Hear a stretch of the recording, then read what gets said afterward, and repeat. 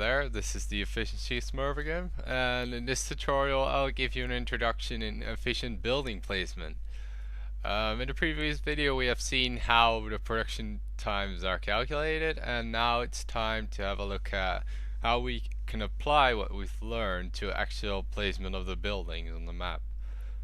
This tutorial will have one basic principle. If our worker wastes more than 1 minute on cleaning / walking to his hut, it's not worth placing the building. Let's call this the first law of efficient building placement. I have not done high level maths on this, so it's just a wild guess, but it seems reasonable and it's open for discussion, obviously.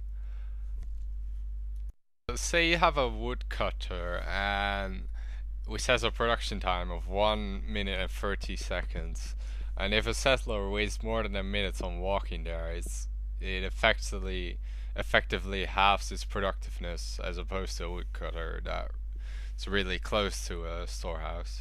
Get to the point. What can we do with this information? What I've seen a lot of people do is build something like this. You can see it's a lot of the walking distances are actually very long, and they're not very good. Common sense way to solve this problem would be to build your houses like this. The 0 being the storehouse and the numbers representing the walking distance. This form is not ideal though, for a couple of reasons. Like, one of the main reasons being is that it's very hard to find a piece of land that's this big. Like you could kind of get something like this, but it's just not very good. Another good reason is that there is an alternative way, and that looks like this.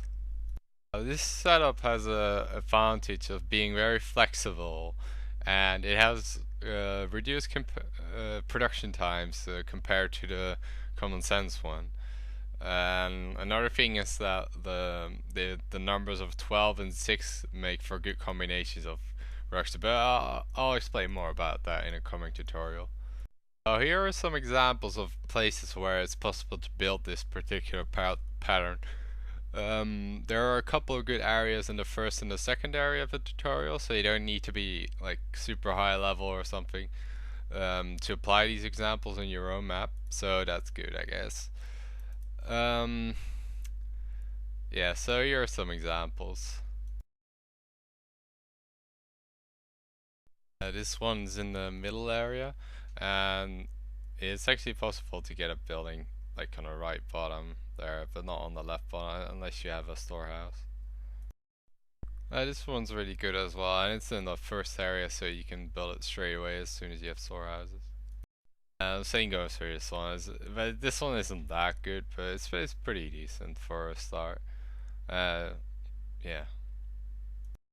What I like about this one is that it's really close to the copper mines, so you don't really have to worry about placing another storehouse just for the copper mines. So yeah, they can walk for a bit.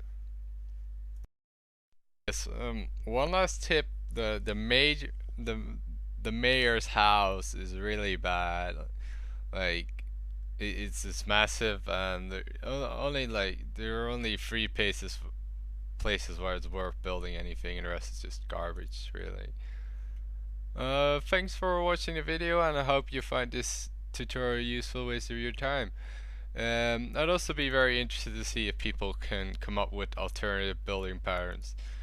In the next tutorial I will explain which buildings to place on which spot within this particular pattern. Thanks for watching. See ya.